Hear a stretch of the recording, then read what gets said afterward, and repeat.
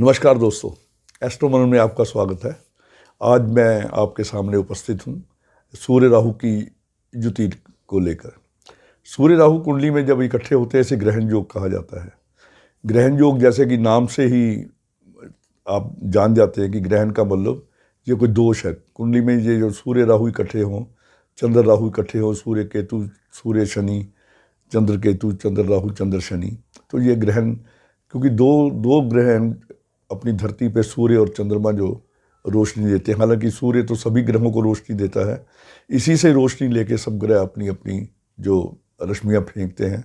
तो चंद्रमा तो जो लाइट है वो सूर्य की ही लाइट से लेके सूर्य की ही हमें देता है। मगर जो दिखने वाले जो देदीप्यमान जो ग्रह हैं, ल्यूमिनरीज जिसे कहते हैं, वो ये सूर्य और चंद्रमा हैं।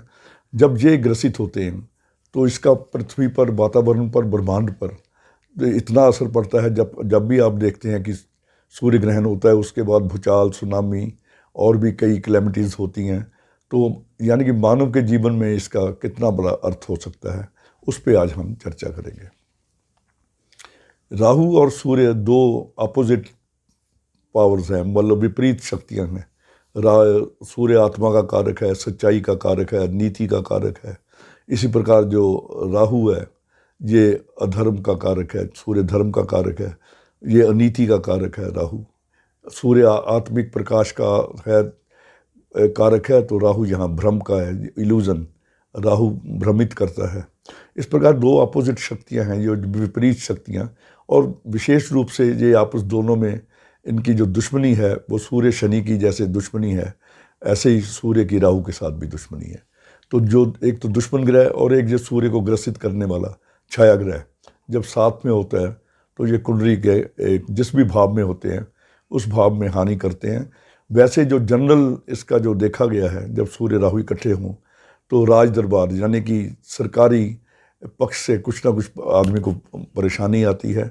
गवर्नमेंट जॉब लगने में तो विशेष परेशानी लगती है, या जो भी आदमी जॉब करता है या कारोबार करता है उसमें बार बार अड़चने आती हैं, या तब्दीलियाँ होती हैं, या डिमोशंस होती हैं, या उसको सस्पेंशन मिलती है। ये सूर्य राहु का जो कॉम्बिनेशन है ये आदमी को बहुत तंग करता है।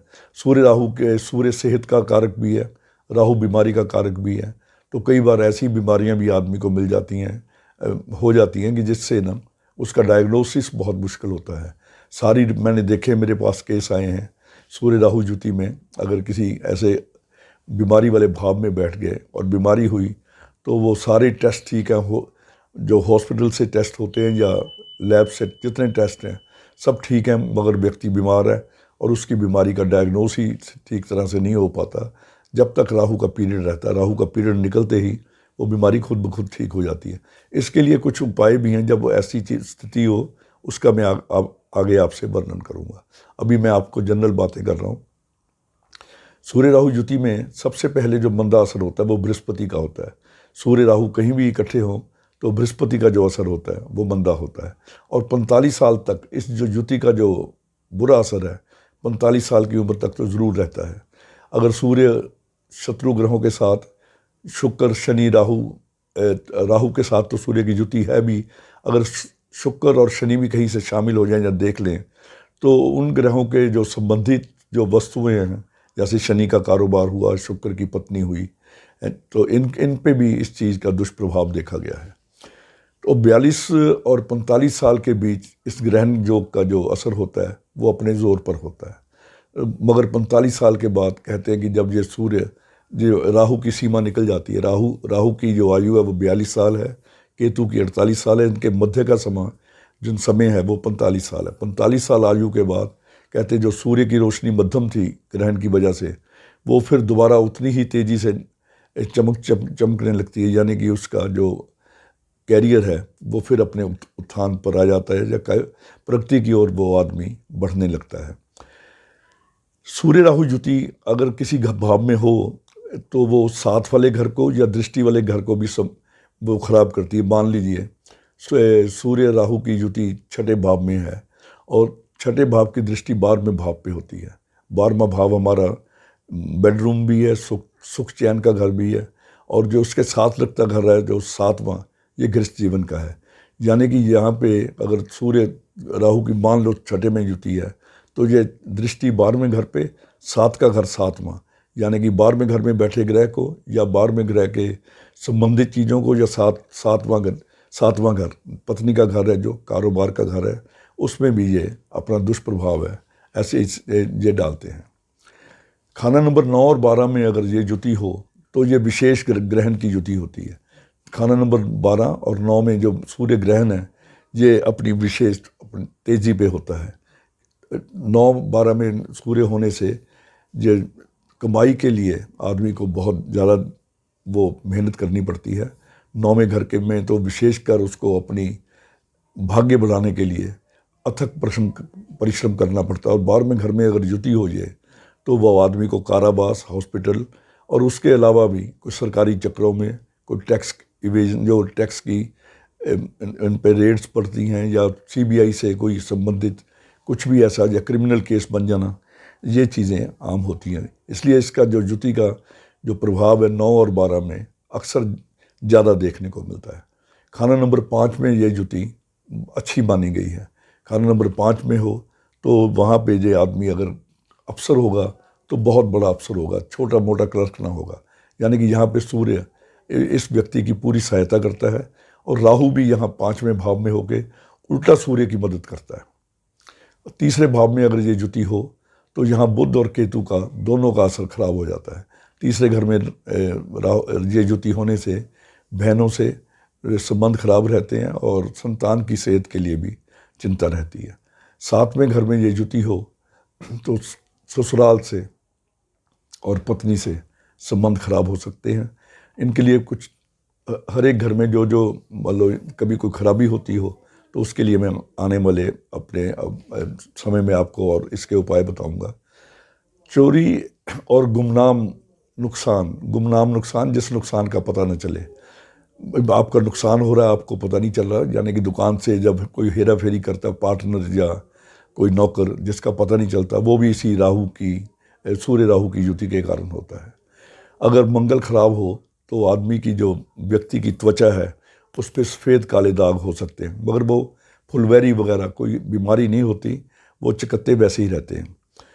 34 साल की उम्र तक बुध और केतु का दोनों का असर मंदा रहता है।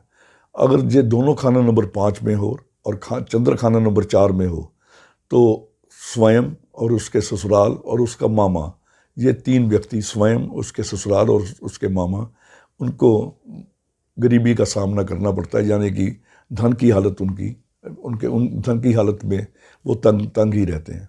और ये युति अगर चंद्र 4 में हो और ये युति 5 में हो तो भी माता के स्वास्थ्य के लिए भी ये युति इतनी अच्छी नहीं होती। खाना नंबर 10 में अगर ये युति हो और शनि खाना नंबर 2 में हो और स्त्री ग्रहों के साथ, यानी कि बुध, चंद्र वगैरह के, शुक्र के साथ बैठा हो तो ये युति को ख़राब माना गया है। अगर ये युति 11वें भाव में हो और वहाँ पे शनि किसी नर ग्रह के साथ ना हो, या 8वां भाव जो आयु का भाव है वो मंदा हो रहा हो, तो आदमी की जो उम्र है, आयु है, वो खतरे में रहती है, यानी कि अल्पायु का ये व्यक्ति होता है। अब मैं इसके लिए कुछ उपाय बताता हूँ। जैसे सबसे पहले मैंने बताया कि गुमनाम चोरी या चोरी जब होती हो तो उसको बचने के लिए थोड़े से जौन लीजिए, इसे कपड़े में बांध के अपने किसी घर की अंधेरी जगह जहाँ स्टोर रूम होता है वहाँ किसी ट्रंक, संदूक या किसी वजन के नीचे रख दें, तो उससे गुमनाम चोरी जो है वो बंद हो जाती है। वो अगर बुखार, जैसे मैंने कहा था कि बुखार होता है मगर वो डायग्नोस नहीं होता, तो वहाँ पे गुड़ और जौ इकट्ठे दान करने शुरू कीजिए। किसी भिखारी को दे दिए, कोई ना मिले तो आप मंदिर में रख सकते हैं, या अगर बुखार फिर भी ना उतरे तो जौ को दूध में धोकर जल प्रवाह कर सकते हैं। और जौ के साथ मीठे का दान भी, जौ अगर जल प्रवाह भी करते हैं उसके साथ आप किसी मीठी वस्तु का दान जरूर करें। अगर कुंडली में शुक्र बुध इकट्ठे हों कुंडली में, या बुध पीछे हो शुक्र आगे घर में हो, यानी कि बुध अपनी नाली से शुक्र के साथ मिल जाए, या शुक्र बुध इकट्ठे हों, तो इस ग्रहण का जो असर है वो इतना ज़्यादा नहीं रहता। वो हालांकि चाहे वो कमाई ना दे या कुछ ही नौकरी ना दे, फिर भी किसी ना किसी तरह से आदमी की कमाई का जरिया बनाए रखता है। यानी कि हो सकता है कोई पार्ट टाइम काम करके, जब वो करके उसको इनकम थोड़ी बहुत ज़रूर होती है। कई बार तो शुक्र बुध इकट्ठे हों, एक कुंडली में सूर्य राहु भी इकट्ठे हों, तो सूर्य ग्रहण का जो प्रभाव है वो देखने में नहीं आता या बहुत ही कम होता है। सूर्य ग्रहण के समय जब सूर्य ग्रहण हो, हमें पता ही चल जाता है, पंचांग से जो अखबार में आ जाता है, सूर्य ग्रहण के समय हर साल जितनी बार भी सूर्य ग्रहण हो तो सूर्य के शत्रु ग्रह शनि राहु की, यानी कि तिल, उड़द, जौ, इन चीज़ों को जल प्रवाह करना चाहिए सूर्य ग्रहण के वक्त। उससे भी ये इसका प्रभाव बचा रहता है। अब मैं इसमें एक उपाय है जो कि लोग अक्सर करवा देते हैं, जो कि इतनी जल्दी नहीं करवाना चाहिए, उसके विषय में विशेष आपसे बात करूँगा। इसमें एक उपाय है कि अगर आदमी मरणासन अवस्था में पहुंच जाए, यानी कि हॉस्पिटलाइजेशन है, उसकी बीमारी का पता नहीं चल रहा, या वो बहुत ही बुरी हालत से बड़े कष्ट में गुजर रहा है, या किसी सरकारी पचड़े में फंस गया है जिसमें जैसे CBI या जो कोई गवर्नमेंट के डिपार्टमेंट्स हैं वो इन्वॉल्व हों, जहां उसे किसी मान लो बड़े खतरे का, जो कोई बड़ी सज़ा ना हो जाए या और ऐसा कुछ ना हो जाए, अगर ऐसी तकलीफ़ में फंस जाए, या ज़्यादातर ये सेहत के लिए किया जाता है, विशेषकर जब सूर्य राहु की युति 8वें घर में हो, तब ये करना चाहिए कि 12 घंटे तांबे का जो पैसा हो, एक तांबे का पैसा ले, पूरा गली वाला नहीं, साबुत पैसा ले, उसे 12 घंटे आप कोले की भट्टी में उसको जलाएं या उसको 12 घंटे गर्म करें। इसका सबसे बढ़िया तरीका होता है कि शाम को 4 बजे आग जला के उसमें पैसा डाल दिया जाए और उस आग को लगातार जलाते रहें, ताकि वो 12 घंटे, वो जो सिक्का है वो तांबे का सिक्का 12 घंटे उसमें पड़ा रहे, तपता रहे। तो उसे सवेरे 4 बजे के बाद अपने घर से ले जाएं और किसी जल प्रवाह करें। अगर जल प्रवाह की व्यवस्था ना हो तो किसी वीराने में जाके उसे दबा दें। मगर जब वो घर से जाएं तो घर का कोई भी व्यक्ति या विशेषकर बच्चा आपके सामने नहीं आना चाहिए, तो नहीं तो उसका दुष्प्रभाव वहाँ पे पड़ जाता है। ये उपाय बड़ी सावधानी से करवाना चाहिए। मेरे पास तो आम व्यक्ति आते जिनके सूर्य ग्रहण होता है, उनको जनरल उपाय ये करवा देते। जब भी कहते हैं मैंने जी सिक्का भी ये जला के फेंका हुआ है, ऐसा मत कीजिए। अगर जो प्रोफेशनल है वो इस चीज़ का ध्यान रखें।